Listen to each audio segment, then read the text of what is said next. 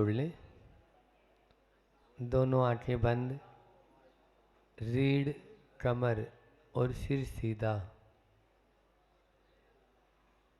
ऐसा हम इसलिए बोलते हैं ताकि बुढ़ापा जल्दी से न आए।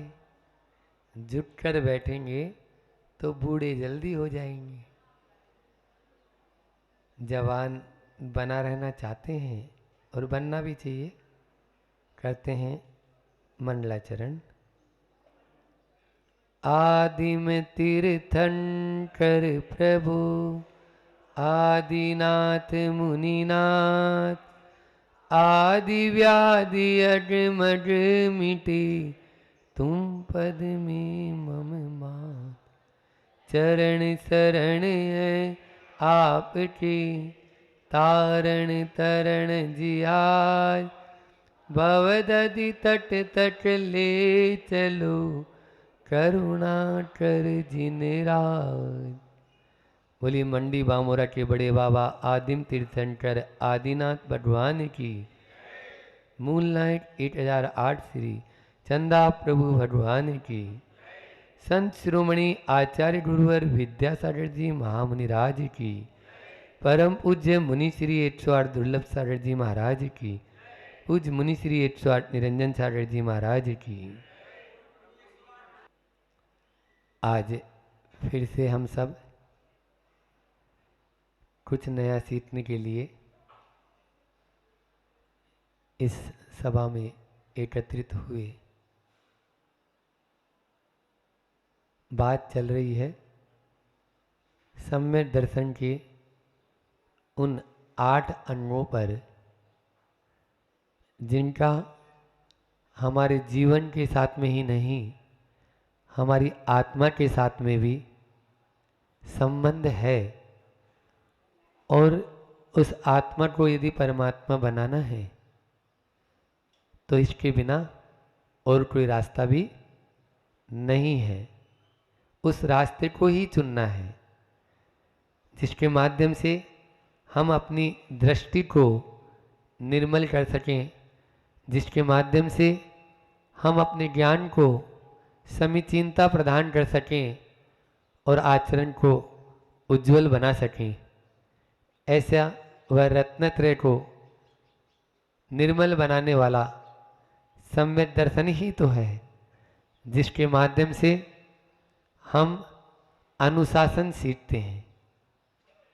वह अनुशासन हमको यह बता रहा है कि किस प्रकार से हम पतित हैं तो अपने आप को पावन बना सकते हैं।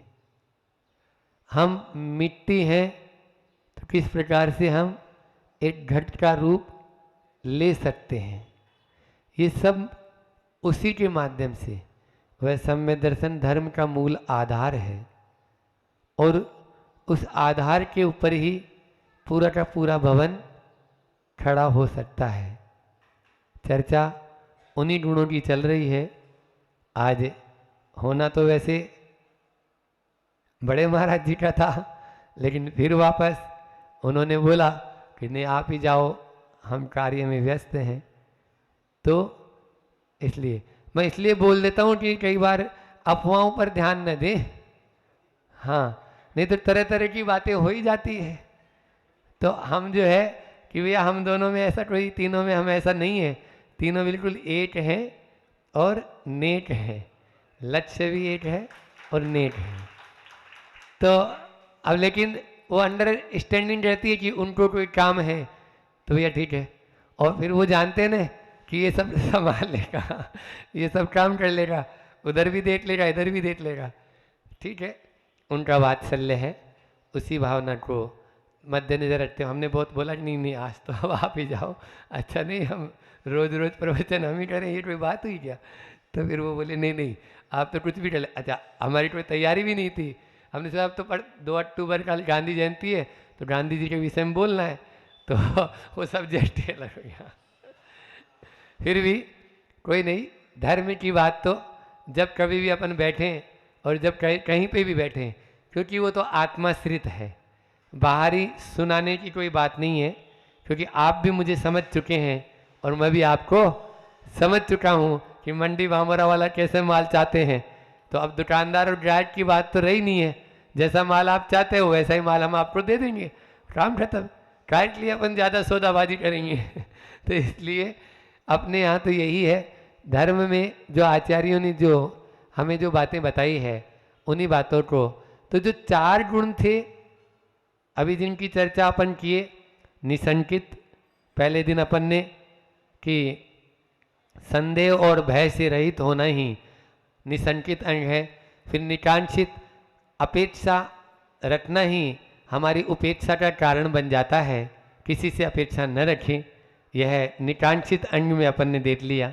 फिर निर्विचिकित्सा, ग्लानि, घृणा, विद्वेष, परस्पर कलह आदि का जो भाव होता है, इनसे रहित हो जाना ही सच्चे मायने में निर्विचिकित्सा का पालन करना है।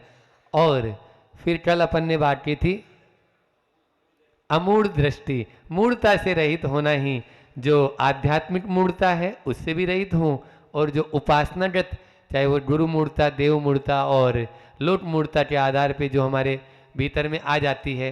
पहले देखो, कल हम एक बात और बोलना चाह रहे थे कि पहले चरण में हम अग्रहित मिथ्यात्व को नहीं छोड़ सकते, लेकिन ग्रहित मिथ्यात्व तो छोड़ ही सकते हैं। जो हमने ओढ़ लिया है, जो हमने मान रखा है, उसको माँ जिनवाणी की कृपा से, उसको हम देव की कृपा से, उसको हम जो है गुरुओं की कृपा से जब जान चुके हैं कि नहीं ये गलत है, तो उसको छोड़ने में अपन को टाइम नहीं लगाना चाहिए। तो जो ग्रहित मिथ्यात्व है उसको छोड़ दे। अग्रहित तो अब वो तो केवल ज्ञानी का विषय है, और जब छूटेगा वो भी पुरुषार्थ पूर्वक उसको भी छोड़ने का अपन निर्णय करते हैं, तो छूटता ही है, धीरे धीरे भावना बनानी पड़ती है। तो इन 4 का संबंध हमारे भीतर से था, मतलब हमारी आंतरिक शुद्धि इनसे हमने की, निसंकित, निकांक्षित, निर्विचिकित्सा और अमूर्त या अमूढ़ दृष्टि के माध्यम से। अब जो 4 आ रहे हैं, उपगुहन, स्थितिकरण, वात्सल्य और प्रभावना, ये बाहरी जो है ना हमारे व्यवहार को सुधारते हैं, बाहरी हमारे चाल चलन को सुधारते हैं, हमारी जो क्रियाएं हैं, जो मैं बोल रहा था कि हमें किस प्रकार से अनुशासित रहना चाहिए, तो ये हमारे व्यवहार को नियंत्रित करते हैं, व्यवस्थित करते हैं। कौन से? ये 4 अंग, अब जिनकी अपन चर्चा आज से करेंगे। तो आज अपन लेते हैं उपगुहन अंग। उपगुहन का मतलब होता है दूसरे के दोषों को ढांट देना, है ना, और अपने गुणों को भी ढांट देना।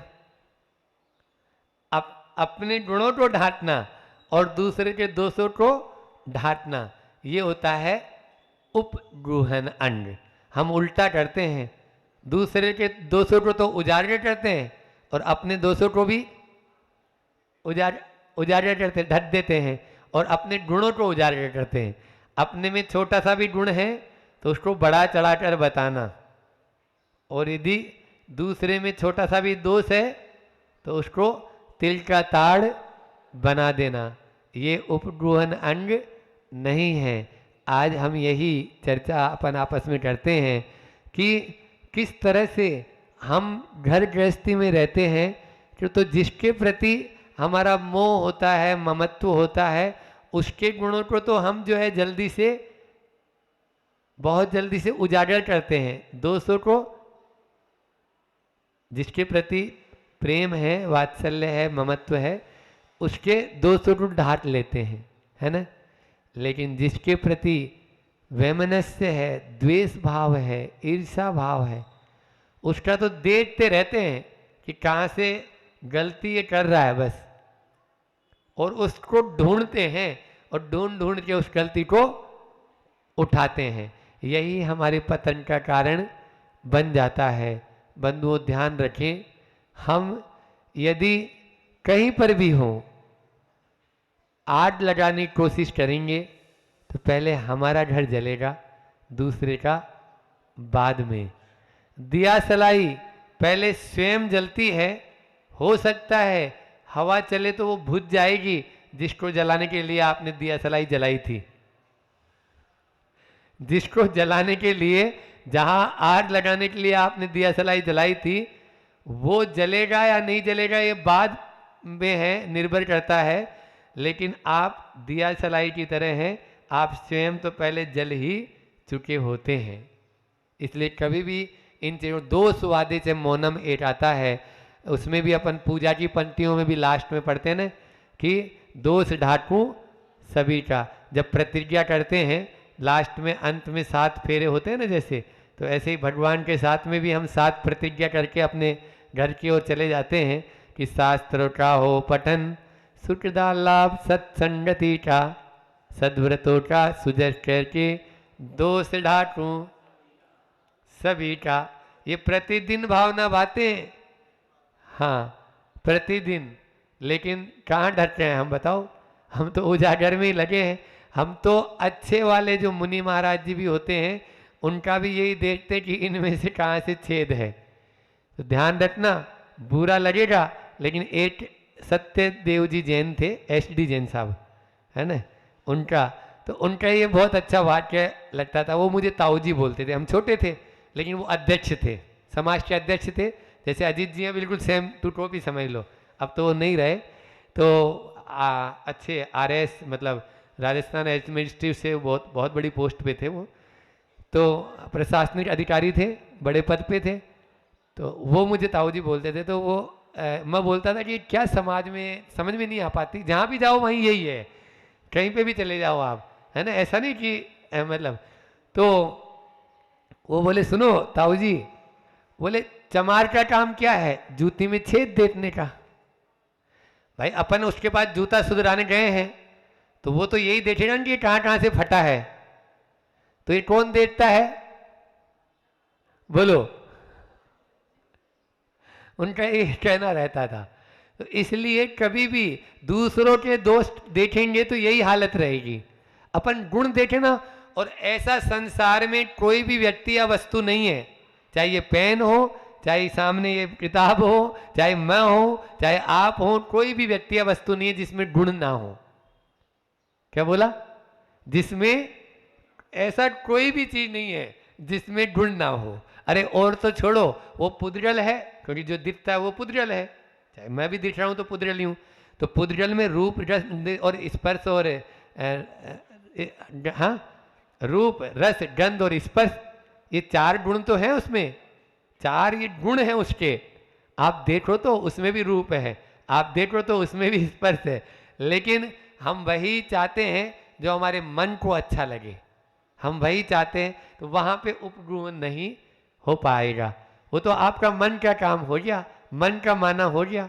मन माना करेंगे तो उपगुहन कभी भी नहीं हो सकता है। वहां तो आपको ये देखना है कि भैया इस चीज को मुझे दबाने से मेरे परिवार पे, मेरे समाज पे, मेरे देश पर कोई आंच नहीं आएगी, तब जाके उपगुहन होता है। बहुत बड़ी सोच रखनी पड़ती है, तब उपगुहन होता है। लेकिन क्या करें, कुछ लोगों का ऐसा होता है कि जब तक दूसरे को बता नहीं देते तब तक उनके रोटी हजम नहीं होती है। 2 4 5 10 को ऐसा हुआ, 3 मित्र मिले, 3 मित्र आपस में मिले। तो वो एक दिन अपना तीनों मित्र सोचे कि अपन में एक एक अवगुण क्या है, वो अपन तीनों बात करते हैं। तो पहला मित्र बोला, भाई मैं जो है बहुत अच्छा बोलता हूँ, लोगों को रिझा लेता हूँ, लेकिन जब तक मुंह में दबाता हूँ नहीं हूँ ना, तब तक मूड नहीं बन पाता है। ऐसे ही थे वो, है ना, प्रवचनकार। तो दूसरा विद्वान बोले कि मेरा और बाकी तो सब सही है, कोई भी सोच नहीं, कोई जीवन में आज तक कभी चाय भी नहीं पी मैंने, है ना, लेकिन मेरी दृष्टि यही रहती है कि लिफाफा कितने का मिलेगा। लिफाफा समाज कैसी है और समाज को उसी हिसाब से मैं बोल पाता हूँ, लिफाफे में मेरी दृष्टि रहती है। अब तीसरा जाने लगा तो उन दोनों ने पकड़ लिया, ए कहाँ बांटते हो, तुम भी तो अपना एक अवगुण बताओ। बोले नहीं नहीं अभी आता हूँ। बोले क्या हुआ, तुम पेट पकड़े हुए? बोले नहीं नहीं बस अभी आ रहा हूँ, बस मेरे पेट में थोड़ा सा ऐसी दर्द हो गया। तो तुम पहले अपना अवगुण तो बता दो, तुम जा कहाँ रहे हो?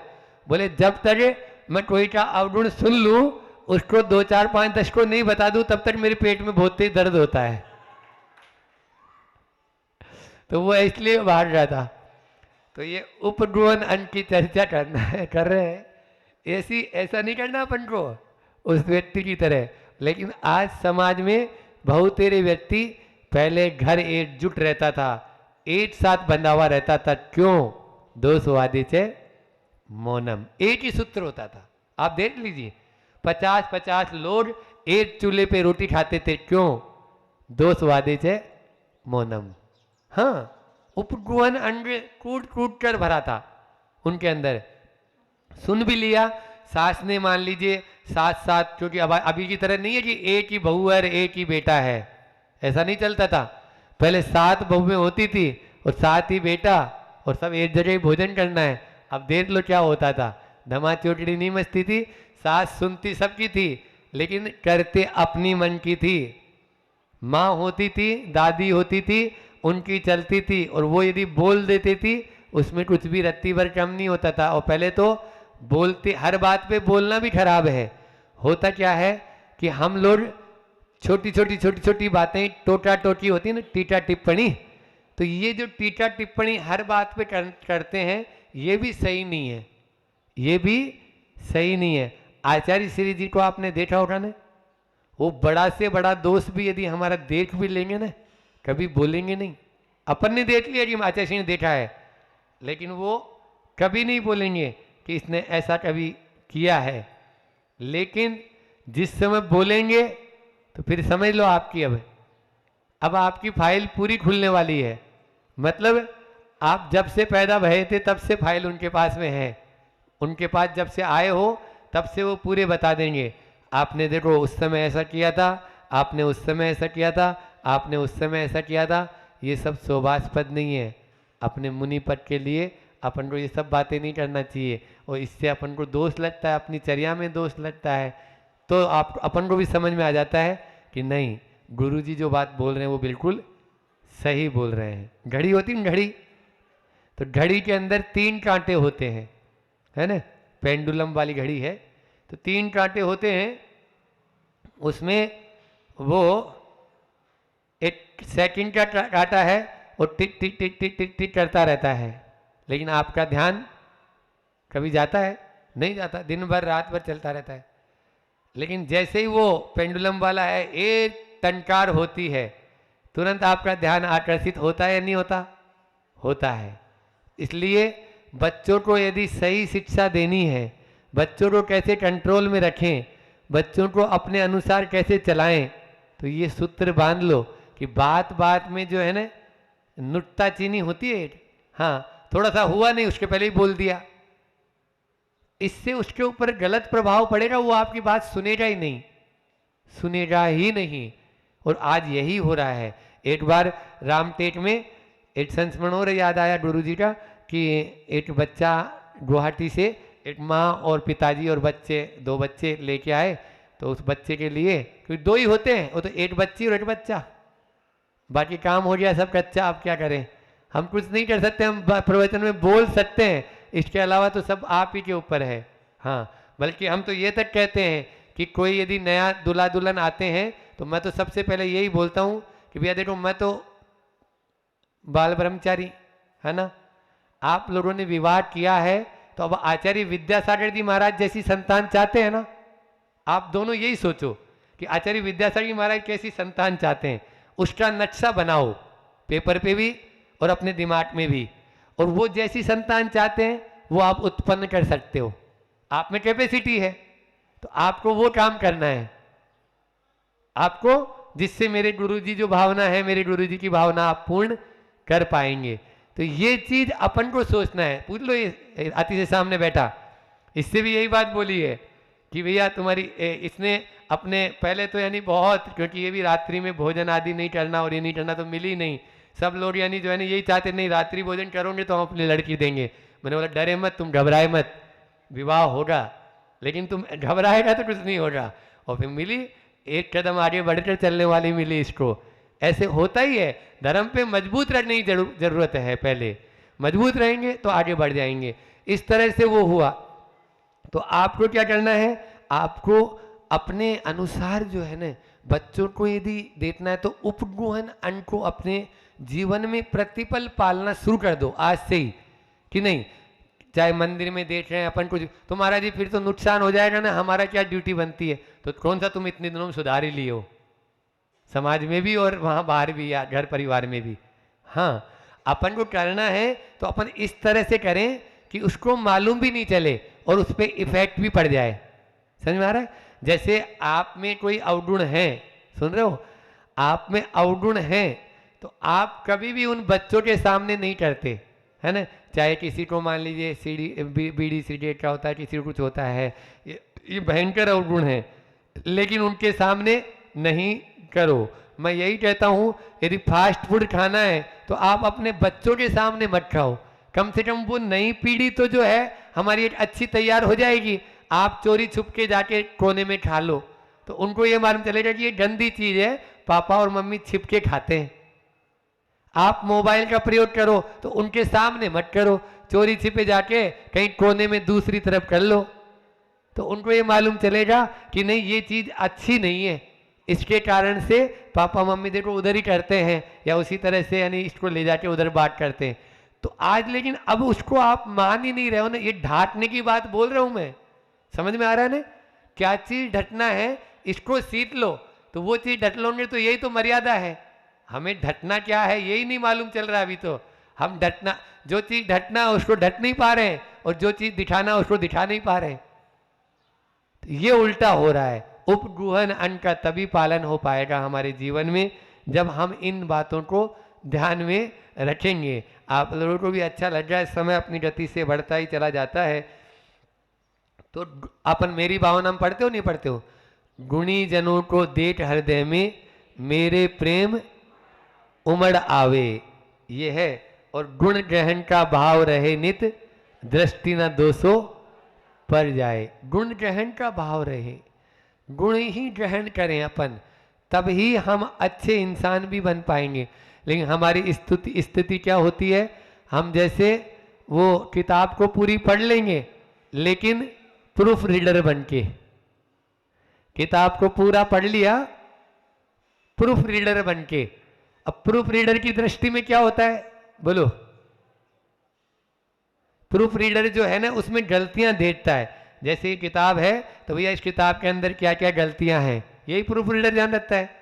संत कहते हैं या तो आप लेखक बने या पाठक, प्रूफ रीडर न बने।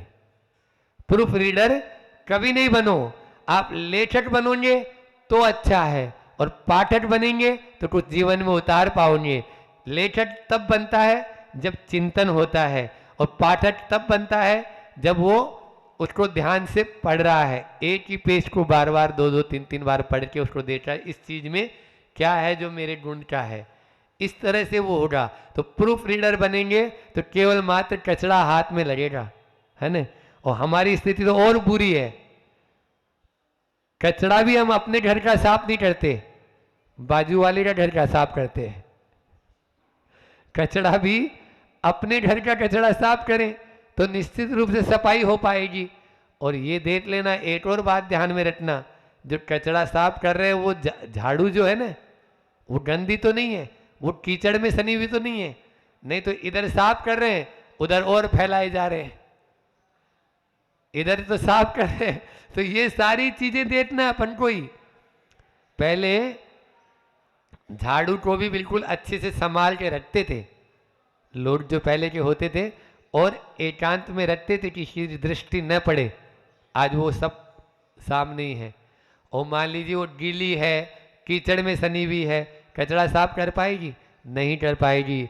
जीवन में भी, हमारे जीवन में जो अशुद्धियां हैं, हमारे जीवन में जो विकृतियां हैं, हमारे जीवन में जो अवगुण हैं, उनको हम तभी साफ कर पाएंगे जब हम स्वच्छ झाड़ू होगी, है ना। तो वो कब होगी? जब सच्चे देव और गुरु और शास्त्र का सहारा लेंगे।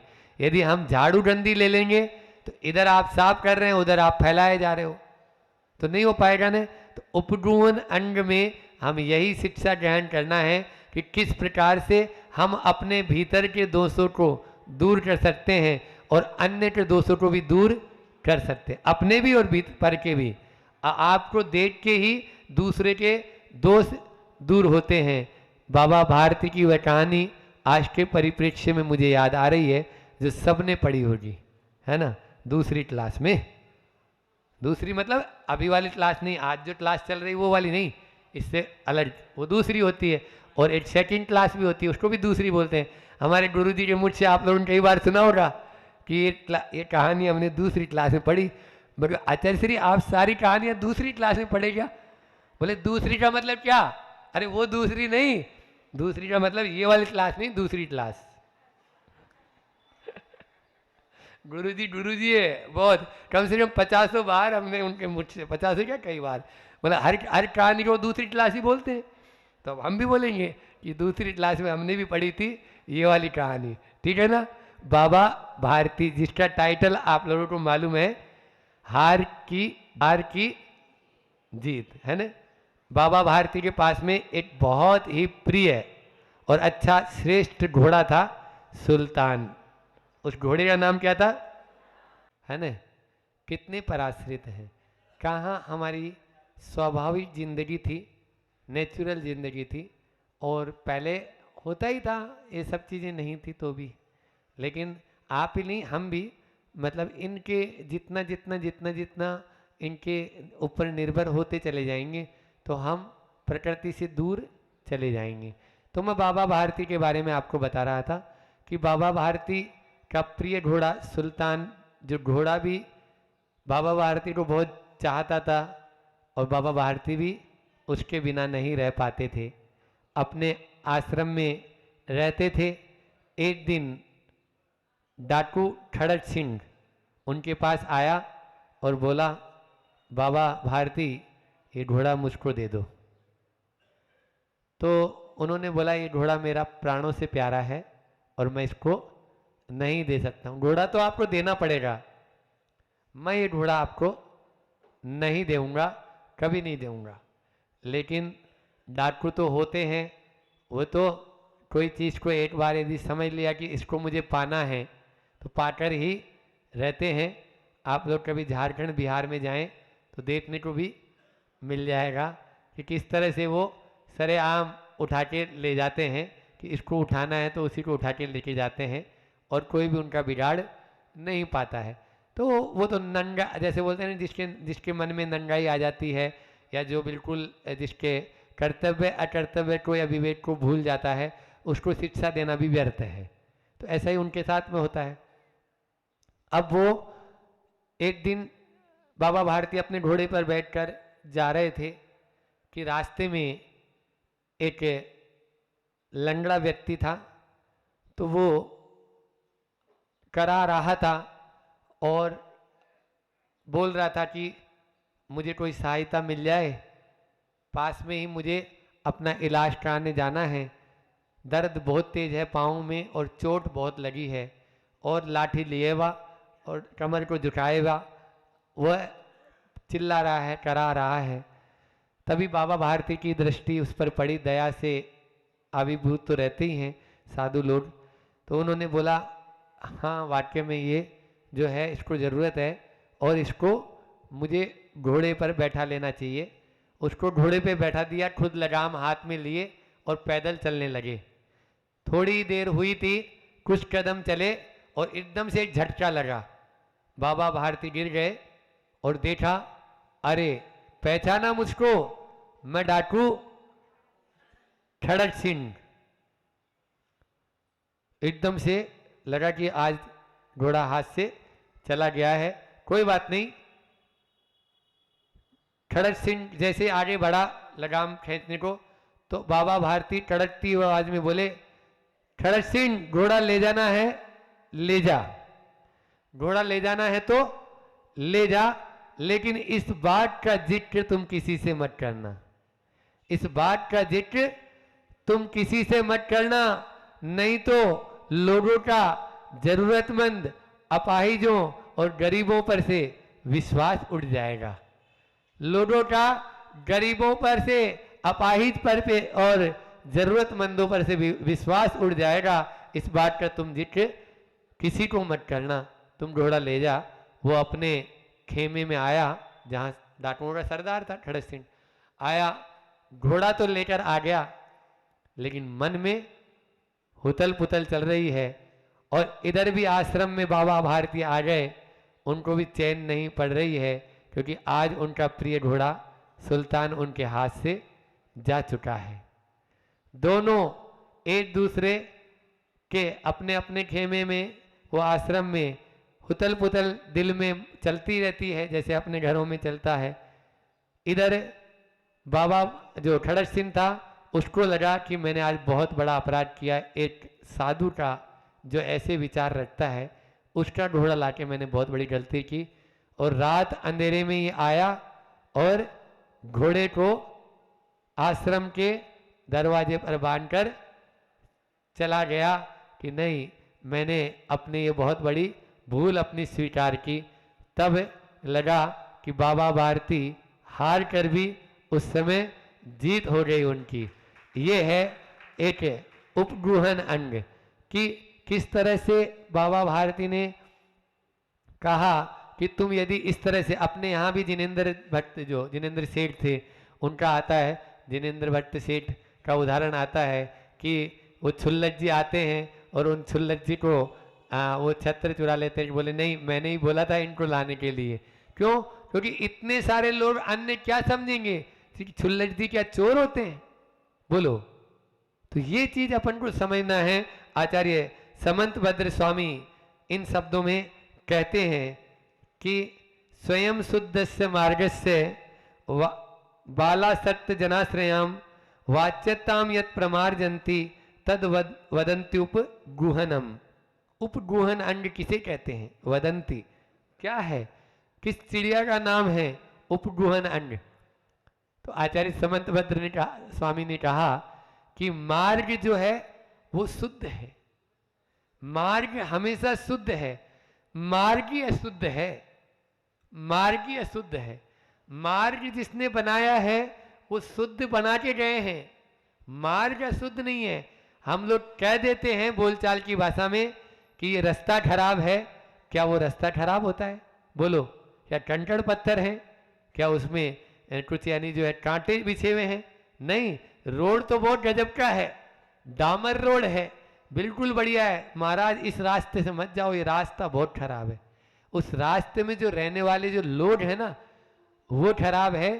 उस रास्ते से यदि आप जाएंगे, आप पर उपसर्ग होने की संभावना पूरी बनी हुई है। तो कौन खराब हुआ? मार्ग खराब हुआ या मार्गी खराब हुआ? जो उसमें रह रहे हैं, वहां पर जो पब्लिक रह रही है, वहां जो उस पर चल रहा होगा अभी इस समय, उससे चला नहीं जा रहा है। बाला सत्य जनाश्रयाम, बाल है, अभी बचपना है, उसमें असत्य है, नहीं चल पा रहा है। ये दो लोग हैं, इनके कारण से वो मार्ग बदनाम हुआ है। मार्ग खराब नहीं है, इसको अपन को डटना है।